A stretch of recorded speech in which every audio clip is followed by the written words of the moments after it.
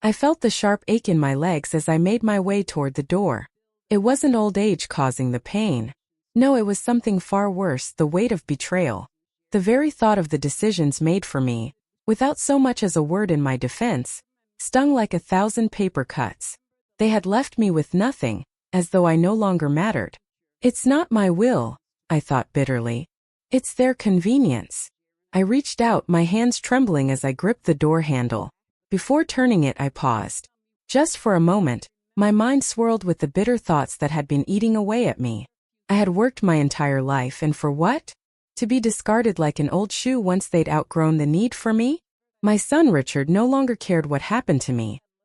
His new wife, Kelly, and their 2 children had replaced me, and I was now a mere inconvenience in their perfect life. I had given them everything, every ounce of love and sacrifice. But now, with no warning, Richard had decided I was no longer needed. He didn't even have the decency to tell me the truth. Instead, he lied and told me it was for my own good. "You need to rest, Mom," he said, as though I were fragile, as though I were already fading away. No, this wasn't rest. It was a prison that he had willingly locked me into without a second thought. The cold walls of the hospital room closed in on me. It felt sterile, suffocating, like a place where forgotten souls came to quietly disappear. The nurses' faces were blank, their eyes hollow, and the muffled sounds of footsteps in the hallway felt more like a reminder that I had been left here to die. My own son, who I had given everything for, had pushed me away without a second glance. The anger burned in my chest, but there was something else too. A surge of determination. I wasn't done yet. They thought I would quietly wither away, but they didn't know who they were dealing with. I had survived years of hardship, years of pain, and now they had forced me into a corner. Well, they were about to learn that I wasn't going down without a fight. That night, as I sat in that sterile room, my mind raced. I would find a way out. I couldn't stay here, not like this. I wouldn't be a prisoner in my own life. And even if Richard never came to see me again, even if he thought I was a lost cause, I would make sure he regretted it. The next morning, I called the nurse into my room. Her eyes narrowed when she saw me sitting upright, a sense of purpose in my posture. She must have heard stories from the other residents, stories of their own plans to escape, their hopes of a life outside the walls of this place. I wasn't like them, though. I wasn't just going to sit here and fade away. "There's no way I'm staying here longer than I have to," I told the nurse, my voice firm. The look on her face was enough to tell me she had heard those words before. But this time was different. I was serious. I pulled my phone out of my bag, and for the first time in what felt like years, I felt a spark of hope. I had kept it hidden from everyone, my little secret, a list of things to do, things I hadn't finished, things I needed to take care of, starting with contacting an attorney. I wasn't going to let them get away with this. I dialed James's number, my old lawyer. He had always been trustworthy, always listened when no one else did. The phone rang and I waited. The buzzing in my ear was a reminder that I still had some control, that I could still make things happen. Finally, James answered. "Dolores, is everything all right?" he asked, his voice filled with concern. "I need you, James," I said, the words escaping before I could stop them. "I need you to help me take control back. They've taken everything from me. I want my life back." There was a pause on the other end. I could almost hear his thoughts as he processed what I was saying. But then his voice returned, steady and confident.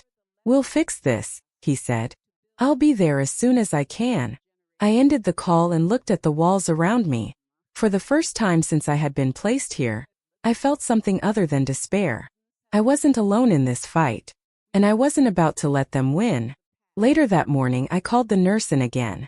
"I'm leaving," I said, my tone unwavering. Her eyes widened, and I could see the panic start to set in. "I don't think you understand, Mrs. Mayfield. You're not able to make decisions like that on your own." I didn't blink. "I know exactly what I'm doing.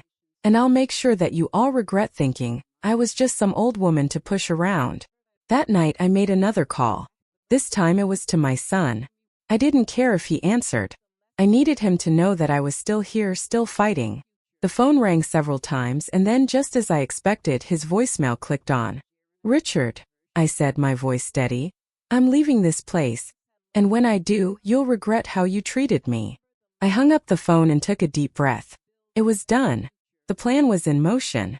I didn't care if I had to fight every step of the way.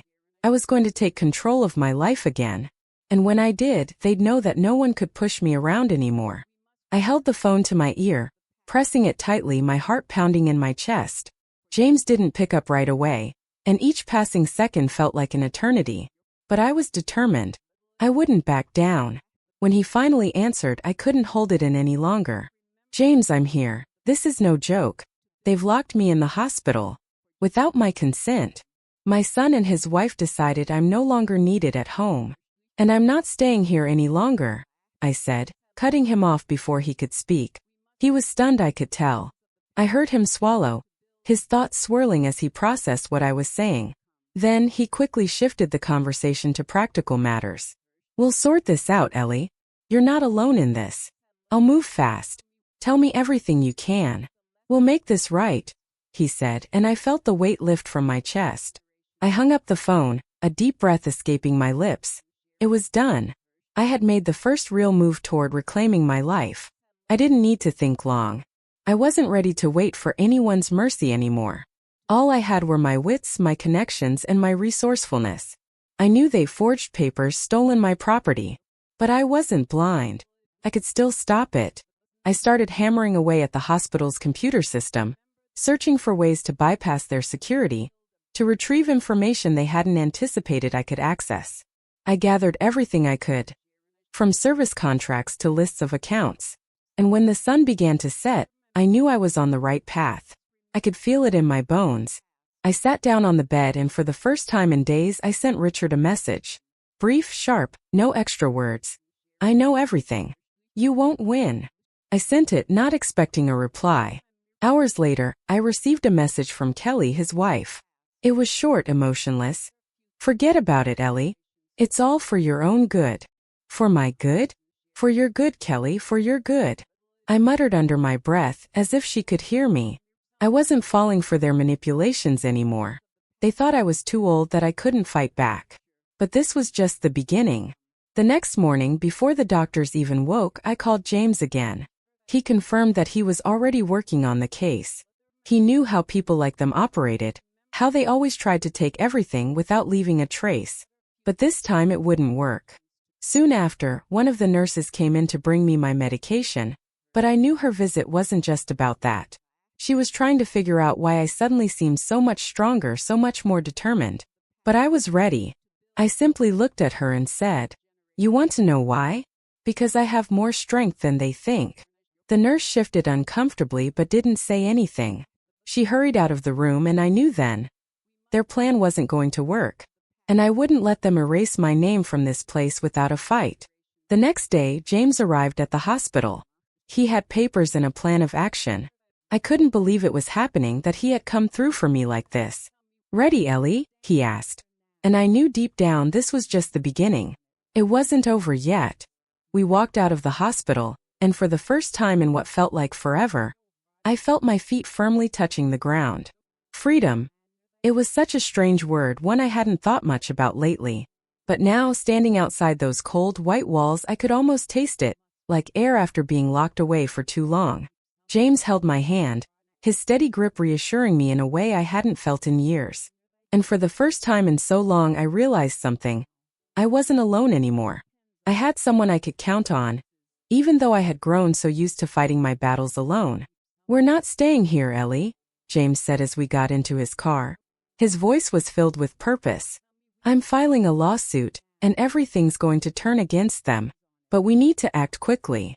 The clock's ticking." And so we drove, the road unfolding before us as James spoke with determination. He explained that he'd already filed a petition to challenge their illegal manipulation of my assets. But I knew that wasn't enough. Richard and Kelly wouldn't just back down because of some legal papers. They'd play their own game.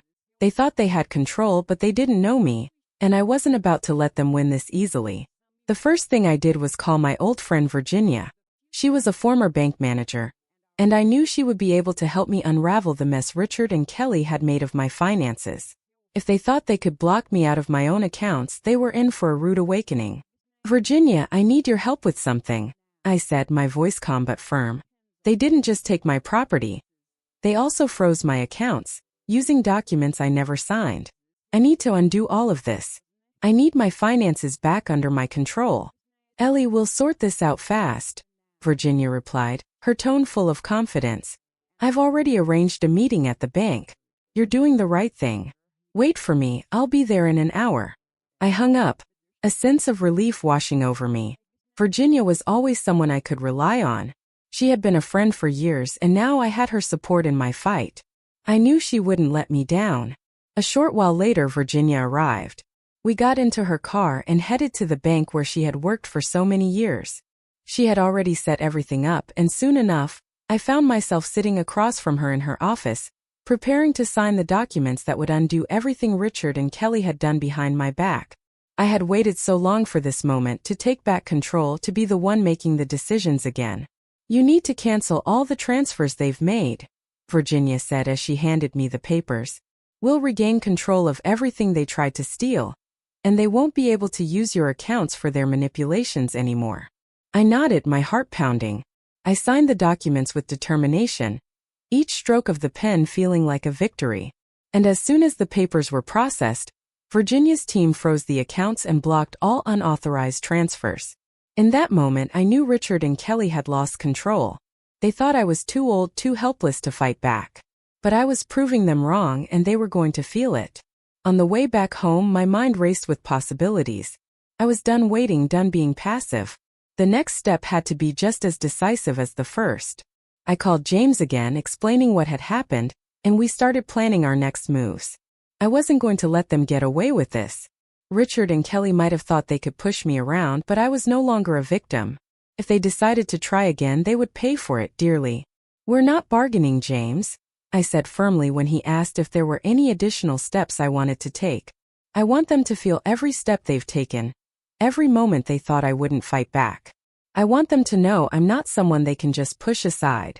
You're right, Ellie, James said, his voice steady and resolute. This is your comeback, and they won't forget it. We'll make sure of that. With each passing moment, I could feel my strength returning. I wasn't just reclaiming my property, I was reclaiming my life.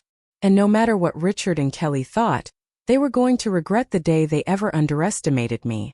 When I got home, I took a moment to collect my thoughts. I had won the first battle, but the war wasn't over yet. I had to stay sharp, stay one step ahead. I knew they would try to find a way around me, to use their money and influence to tie me up in legal battles.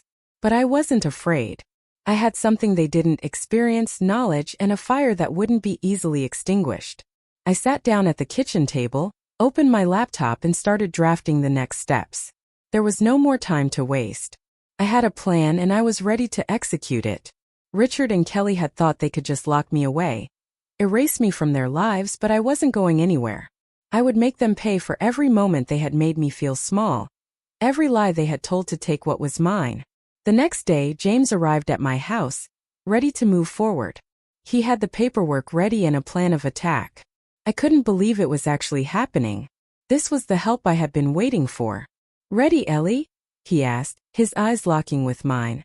And I knew then, deep in my bones, that this wasn't just the beginning. It was the turning point. This was the moment I took back control, and nothing would stop me now. A few days later, I received the news I had been waiting for. James called again. Ellie, things are going according to plan. We have the documents proving their manipulation. But you need to be ready. As soon as we file the lawsuit, they'll start acting preemptively. Richard won't leave this unanswered, he said, his voice tinged with a hint of concern. Don't worry, James. I'm ready. If he thinks he can just take my life, he's mistaken. I'll make him understand who I am. I replied, but inside I could feel my nerves tightening. This moment wasn't going to be easy for me, but I couldn't back down now. That evening, I sat in my old chair on the balcony, poring over every detail of the documents James and I had prepared. I couldn't help but think back to when Richard had promised to support me, how I had trusted him, how I had naively given him everything I could. And now he had stolen my life and turned it into a game. But I wasn't the same woman I once was. I had grown past that naivety. Now my goal was clear. The next day, I headed to court with James. My steps had become more confident. I already knew that this time, I wasn't just going to win the case. I was going to make Richard and Kelly understand that no crime would go unpunished. We entered the courtroom, and the atmosphere immediately shifted. Richard was sitting on the other side, his eyes cold as he tried to maintain control of the situation. But I was ready for this. I took the floor first. Your Honor, I began, my voice clear, each word firm. I, Eleanor Collins, stand before you to declare that my son and his family are not to be trusted. They have manipulated my life, filled out documents I never signed, and now they are trying to take my property. Richard lifted his head, his face paling as he swallowed hard. He tried to speak, but James interrupted him.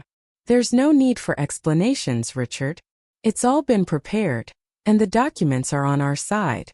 You did all of this illegally, and now we are here to stop you, James said calmly, his voice a steady force that made Richard falter. But that wasn't the end.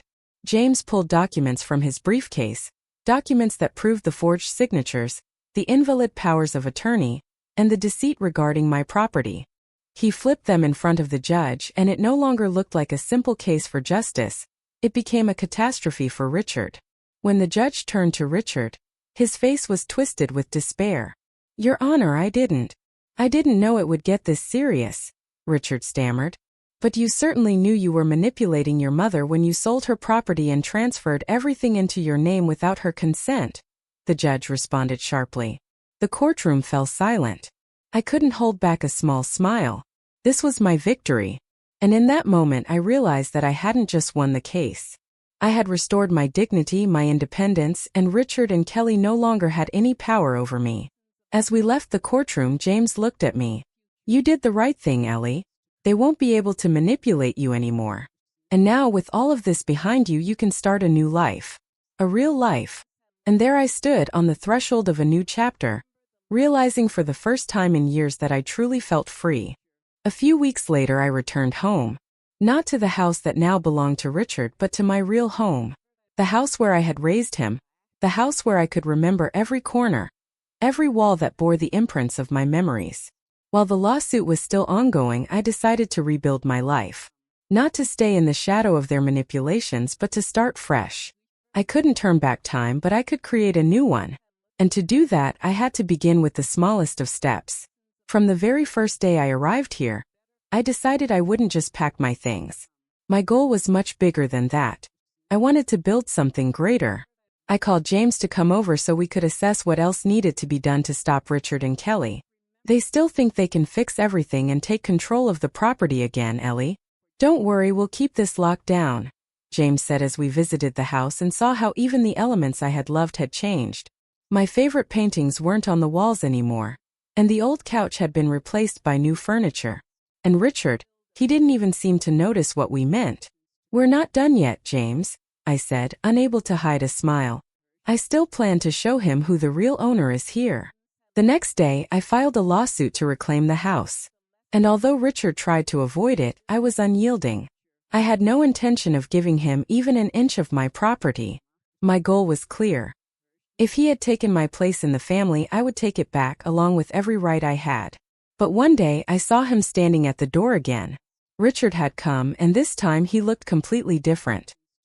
He stood there with an expression as if everything had already been decided. Mom, he started, but I stopped him with a gesture. We don't have anything left to discuss, Richard. You made your choice, I replied, looking him straight in the eyes. He stood quietly. He didn't know what to say. I was resolute. I wasn't letting him manipulate me anymore. This battle wasn't just about property. It was about my place, my rights, and my dignity. I was ready to stand up for myself until the end. You think it's all settled? I asked. I still have the strength and persistence to win this. You're wrong if you think this is just going to end like this. This is not the end. He remained silent, and I realized that in his eyes there was something new. The understanding that he could no longer manipulate his mother, that I wasn't the woman he could forget or push aside anymore. You want to take what's mine, Richard? I looked at him again, and he seemed to understand that he had lost. I didn't know. He started, but I cut him off. You didn't know, Richard, but I do. And that's all that matters, I said slowly as I turned toward the door. You might have changed our lives, but this is my life. And I won't give up. With each step I took, I felt myself growing stronger. I had taken back my home, my right, and even without getting it back physically, I was no longer afraid. All those years they tried to play their game, but now I was ready to show them how to win my own game. And I knew for sure this was not the end. The following week, when James and I stepped back into the courtroom, the atmosphere was tense. But I could feel it. This was my moment. Richard looked nervous. The confident expression he once wore was gone. I knew he understood. He no longer had any power. I sat in the courtroom, my hands resting calmly in my lap, but inside I was ready. I listened to the lawyers talking about Richard and Kelly's manipulations, their forged signatures, and how they tried to take everything that was mine. Each word only strengthened my resolve. We have the right to return the property to my client, Mrs. Collins, as her son acted without her consent, using fraudulent methods, James said, and his words pierced the silence of the room. I watched Richard. He tried to hide his panic, but I could see his hands trembling. He knew he had lost. Virginia brought the final documents, and I could already feel the ground shifting beneath Richard's feet. The judge carefully reviewed everything that had been submitted. He glanced at me and I didn't look away. I was calm, even though a wave of excitement was building inside me. Your Honor, I stood up firm and clear. We have all the evidence here that proves my son and his family cannot be trusted. They tried to take my life, my property. And today, I want to reclaim not only what is mine but restore justice in my own home. The judge looked at me, then at Richard and Kelly, who had their heads down. I felt my words leave a mark. There was no going back for them now. Your Honor, we request not only the restoration of the contracts, but also the imposition of penalties for the defendants' violations of elder laws and fraud, James added. Richard couldn't say a word. He clenched his lips and lowered his head. I even saw him trying to gather himself, but it was already too late. His plans, his manipulations, it all crumbled like a house of cards. The judge turned to us. The decision will be announced tomorrow, but given the evidence presented, I believe the case is resolved, he said, banging his gavel. We walked out of the courtroom and I couldn't hide my smile. Richard seemed unable to believe what had just happened. He tried to say something, but I wasn't listening anymore. You thought I'd forget. But I remember everything, Richard. And I won't let you take everything I've built. This is my life. And now that I'm reclaiming my rights, you will no longer have power over me. I told him and he couldn't respond. That evening, I sat at home in the very room where everything had started. I looked around at the walls, at all those old things that had survived so many years. I hadn't forgotten who I was, and I wouldn't let anyone else decide my life. I could finally begin a new chapter. The next day, the verdict was announced. The judge ruled that my son had failed to prove his case. All his attempts to take my property were declared illegal. Richard and Kelly were ordered to return everything I had lost and pay fines for violating the law. I sat on that same old couch feeling a rush of pride. I was no longer just a victim. I was a strong woman who had fought to take back what was rightfully mine. And now, with all the frauds left behind, I was beginning a new chapter. Without fear. Without regret. Only strength and determination. This is not the end, I whispered to myself, and this time I knew it truly was my victory. That evening I stood at the doorstep of my old home, looking out at the garden I had tended to for years. It had, just like me, been through so much but still stood firm, green and alive. Everything around me looked just as I remembered, but now I felt a new strength bubbling up inside of me. I had won, and now I could allow myself to be at peace. The very next day, Richard and Kelly were forced to return everything they had taken. My property, my accounts, my share of the house, everything came back to me. The court ordered them to reimburse my expenses and even imposed fines for their attempts to deceive me. It was a victory not just for my right to property but for my dignity. I sat in my favorite chair, carefully lifting my cup of tea. Time moved slowly, but now I was in no rush. I had already walked through this hell, and now I could savor every moment of peace I had long awaited. A few days later, I received a message from James. He brought the final documents to close the case and asked if everything was okay. I simply replied, yes. From now on, everything will be fine. As I looked at the photos hanging on the walls, I realized just how much I had been through. How many years I had spent dedicating myself to others, trying to make everyone happy. But now, I understood that the most important thing was to be happy for myself. I wouldn't let anyone or anything take my place in this world. I felt a lightness, as if a heavy stone had been lifted from me. There was no place for revenge or resentment in my life. This wasn't just a victory. It was the restoration of my true self. That evening I sat in my kitchen, listening to the silence. My hand instinctively reached for the phone book. I dialed Virginia's number. "Ellie, you won. You did it. And that's the greatest victory of your life," she said. And I felt the sincerity in her words. I was grateful for her being by my side, for not letting me leave everything in the hands of others. "I just took back what's mine, Virginia. And now I want to live the way I want. And I won't let anyone take that from me." That was the last message from the past, the final chapter of my old story. I looked out the window, where the sun was beginning to set behind the horizon. My life was mine, and now I was ready to write new chapters free of fear or doubt.